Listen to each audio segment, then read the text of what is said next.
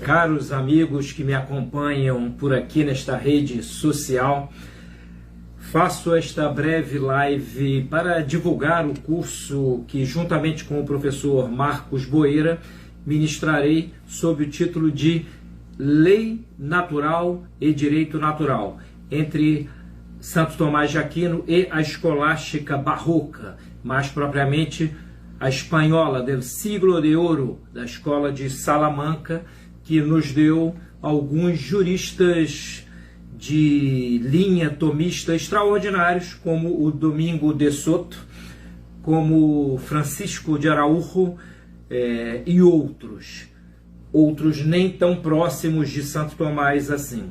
Pois muito bem, a ideia do curso nasceu da constatação de que realmente há uma lacuna relativa ao direito natural na formação dos operadores do direito, e para tentar apresentar esta lacuna aqui, numa breve live, eu proponho um raciocínio per absurdum, ou seja, por meio de um absurdo, de uma premissa absurda.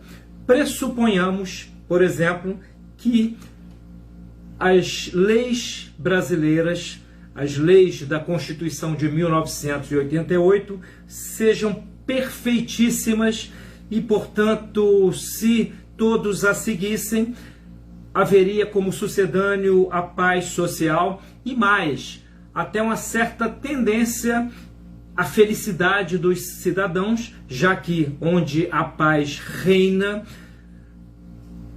é mais propício que as pessoas alcancem os seus próprios bens individuais dentro de parâmetros aceites por todos na comunidade. Então, a partir desta pressuposição absurda, ou seja, a de que a Constituição de 1988 seria um corpo perfeito de normas, vamos para o segundo passo. Ainda neste caso, seria necessário, para que este corpo de normas, de leis positivas, lograsse o seu fim, seria necessário que os operadores do direito, no caso os magistrados, quer os da Suprema Corte, quer os das cortes inferiores, interpretassem estas leis de acordo com a intenção do legislador.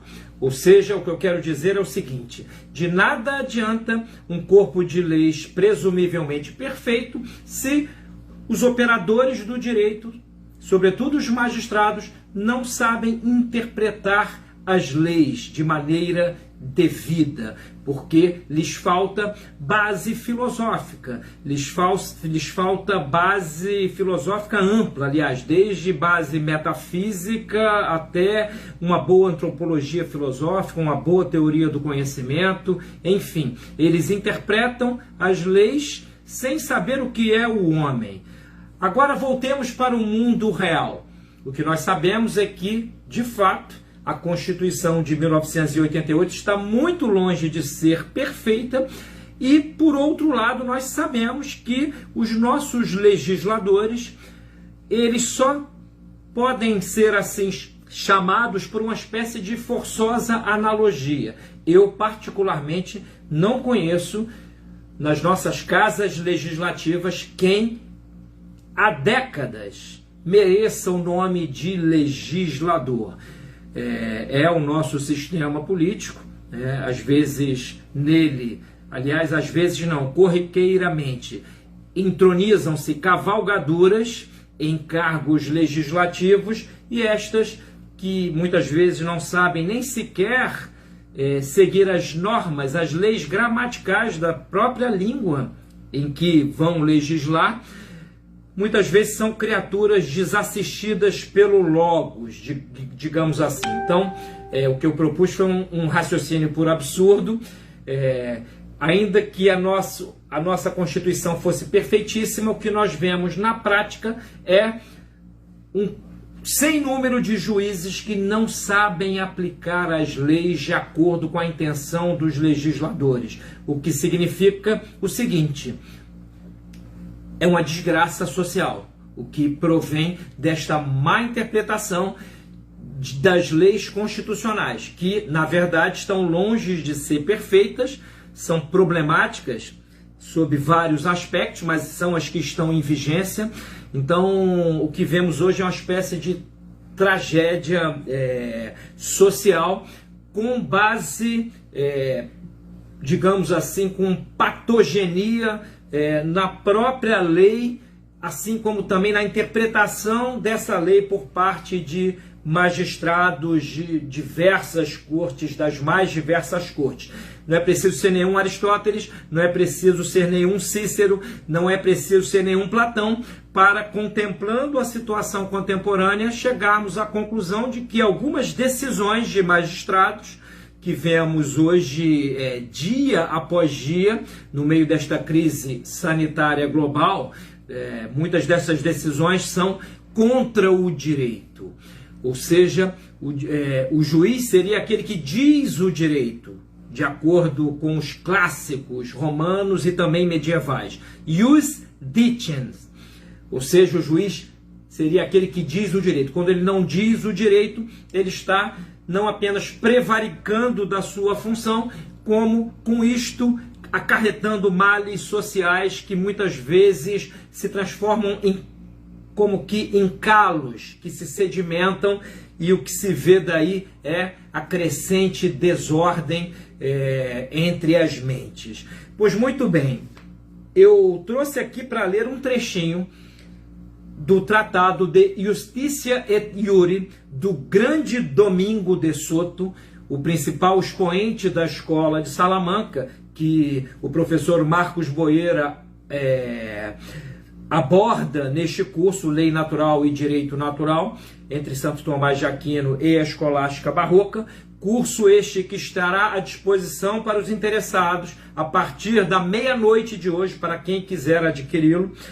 São mais ou menos 12 horas de aula, e o Domingo de Soto é um dos autores abordados nele, e no segundo módulo, que é o módulo do professor Boeira. O meu diz respeito à noção de lei em Santo Tomás. O dele, a recepção do conceito de lei e de lei natural em Santo Tomás na Escolástica Barroca. Então, diz o Domingo de Soto, a certa altura do capítulo 2º deste magno tratado, que é o De Justitia et Iure: o efeito da lei, que principalmente deve mirar o legislador, é fazer bons, tornar bons os súditos, diremos hoje os cidadãos, por meio de cuja bondade consigam o fim humano, que é a felicidade. Esta conclusão se deduz facilmente da questão anterior, porque o fim da lei é o bem comum, em que consiste a nossa bem-aventurança. Vejam aqui que o Domingo de Soto está fazendo um paralelo, bem ao modo aristotélico, mas também tomista, entre lei que atinge o fim e felicidade. Seriam coisas que caminhariam juntas nesta perspectiva, já que a lei é a regra dos atos humanos, uma regra da razão, e, portanto, quando a razão ela ordena bem, a tendência é de que as coisas estejam mais ou menos claras e as consciências se irmanem de alguma maneira em torno das verdades mais evidentes. É assim que ninguém consegue a bondade senão pelo exercício das virtudes, que tornam bom aquele que as possui. Tanto mais ainda, diz o filósofo aqui com F maiúsculo, ou PH, se quisermos seguir o texto latino, que é Aristóteles, né? A felicidade neste mundo está na prática das virtudes. Logo, o efeito da lei é tornar os homens probos, é aumentar a probidade no seio da polis. Isto, evidentemente, parecerá absurdo para quem do direito só consegue vislumbrar a sua casca constitucional, ou seja, o corpo normativo aprovado na lei positiva humana, como diria um escolástico. Porém, para quem entende que o direito é objeto da justiça, que é o caso de Santo Tomás, é muito comum fazer a distinção entre lei e justiça. Eu tenho aqui em minhas mãos um livro do filósofo Juan Cruz Cruz, que é Fragilidade Humana e Lei Natural, livro que eu uso durante uma das aulas na parte que me cabe neste curso, Lei Natural e Direito Natural, em que ele fala da virtude da epiqueia em Aristóteles. A epiqueia seria o reto discernimento das excepcionalidades, ou seja, daqueles fatos que escapam ao escopo da lei. Nenhuma norma, por melhor que seja, consegue exaurir as possibilidades de ação humana que estão sob a sua regência. Então, lembra-nos aqui o Cruz Cruz o seguinte: o objeto da epiqueia, diz Aristóteles, é o equitativo, algo justo, embora não segundo a lei, senão como retificação do justo legal. Vejamos aqui, a epiqueia é, na mente do magistrado, a retificação do justo legal. Ou seja, quando o justo legal não abarca determinados casos, significa que ele, na prática, se torna injusto e caberá ao magistrado julgar aquele fato à luz de princípios superiores, diríamos, talvez nós, à luz da intenção do legislador. Embora o equitativo não seja o justo legal, no entanto, é diretivo do justo legal, que se contém sob o justo natural. Ou seja, existe uma coisa que é justa por natureza e o justo legal ou espelhará este justo por natureza ou tenderá a transformar-se em algo injusto. É o que, ao longo de algumas aulas deste curso, que hoje, repito, estará à disposição de quem o quiser adquirir, num link que eu vou pôr aqui no meu próprio Facebook e em outras redes sociais, o que nós dizemos neste curso, eu e o professor Boeira, em algumas ocasiões, é o seguinte: ou nós voltamos à noção de lei natural, sobretudo conforme ela foi, digamos assim, lida por Santo Tomás na Idade Média, porém é atualíssima, já que a lei natural ela é por sua própria natureza imutável, ou o que nós veremos é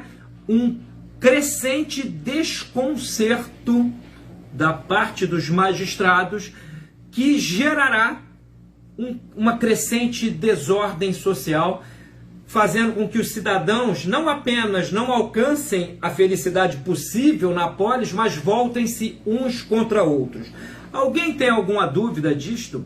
Vejamos o que está acontecendo com essas decisões relativas à picadinha que estão querendo tornar compulsória, não apenas no Brasil, como em todo o Ocidente. O que isto tem gerado, senão desordem entre as consciências? O que isso tem gerado, senão rancor entre as pessoas que tomam posições distintas, já que o justo legal, ele se apagou nesta perspectiva justamente porque não há um justo natural em que se baseie.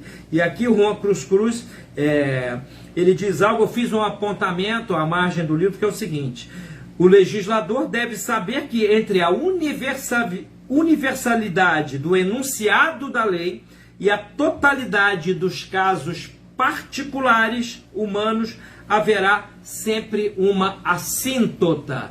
É como uma assíntota matemática, ou seja, nunca, jamais, em tempo algum, por melhor que seja uma lei, ela abarcará todos os possíveis casos que estão sob a sua regência. Então, meus amigos, isto aqui é só uma palhinha do conteúdo do curso. Eu tenho como objetivo nele fazer o que já estamos fazendo há 2 anos na área da psicologia, que é inocular doses de thomismo no direito. Por fora, à margem, eu sou um marginal, literalmente assim me considero, à margem da universidade no seguinte sentido: talvez não fosse possível fazer dentro de uma estrutura universitária o que nós nos propomos fazer aqui, que é uma espécie de apologia da lei natural. Da mesma maneira aconteceu na psicologia.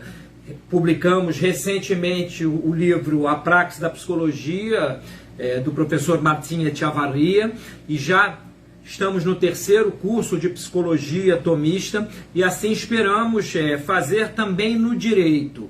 Este curso é só o primeiro passo de uma caminhada maior que, pelo menos este é o meu objetivo e também o do professor Boeira nesta iniciativa, que é uma caminhada que também incluirá a publicação de algumas obras. Uma delas é o Tratado de Justicia et Iure, do Domingo de Soto.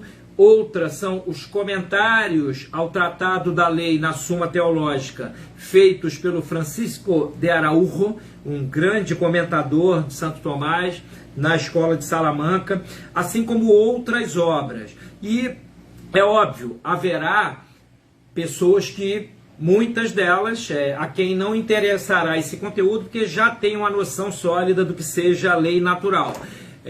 Estas aulas são o que eu considero uma espécie de propedêutica de iniciação, porém, como se trata de um autor como Santo Tomás, que é um gigante, aí digo por experiência própria, nunca é demais retomar, voltar às fontes, porque a cada releitura nós conseguimos melhorar o nosso olhar sobre a realidade estudada, no caso aqui o direito, e realmente num ambiente em que muitos advogados se formam e terminam um curso, até adquirem cultura geral, os advogados são quem mais compra livro no Brasil, isso é dado estatístico certo e certíssimo. Porém, por falta de base metafísica, por falta de uma teoria do conhecimento, por falta de uma antropologia filosófica, ou seja, de uma resposta proficiente a respeito do que é o quid est, o que é o homem, muitas vezes essa cultura toda, quando se trata de ir para além da lide do direito, ou seja, das discussões mais técnicas, essa cultura às vezes se mostra insuficiente, já que, como diz o tomista contemporâneo Cristóbal Orrego, que é um professor chileno, ele diz num tratado muito interessante que escreveu a respeito da lei natural e que contém uma crítica ao positivismo jurídico, ele diz que as grandes questões do direito estão para muito além da norma das leis, já que o direito, neste sentido aqui, que remonta à antiguidade e passa pela Idade Média, ele não é apenas algo que se circunscreva a um período histórico. Existem coisas que são de direito humano transhistórico, digamos assim, porque são atinentes à natureza mesma do homem. Tá bom, meus caros? Então, esta pequena live aqui era só para aquecer as turbinas. Eu ainda hoje, meia-noite, vou colocar aqui o link do curso e sejam bem-vindos todos aqueles que querem adentrar o estudo, começar o estudo de Santo Tomás na área do direito ou do direito à luz de Santo Tomás de Aquino. É óbvio que, repito, não é nosso propósito esgotar as questões, é só uma introdução. Este curso pedirá um curso número 2, com aprofundamento das questões. Por exemplo, nos caberá, num segundo curso, explicar de que modo a lei natural pode ser dita imutável, formalmente, embora materialiter, com relação às matérias, pode ser que mude. Porém, isto requer comentários bastante aprofundados. Porém, penso que o que está já lá no site é no mínimo provocativo salutarmente provocativo, se concebermos, se contemplarmos o momento atual em que há uma grande confusão entre o que sejam os direitos das pessoas, confusão esta que vem de longe, não é de agora, não é desta nossa Constituição, também não é só do Brasil, é algo que sucede em todo o Ocidente, por razões que não cabe comentar aqui numa breve live de Facebook, mas fica aí o convite, viu, meus amigos? Sejam bem-vindos aqueles que quiserem adentrar o terreno do estudo do tomismo na área do direito. Um grande abraço e até breve. Vou tentar aqui concluir. Apertar um botão é mais complicado do que ler a Suma Teológica na edição da Mariette. Grande abraço.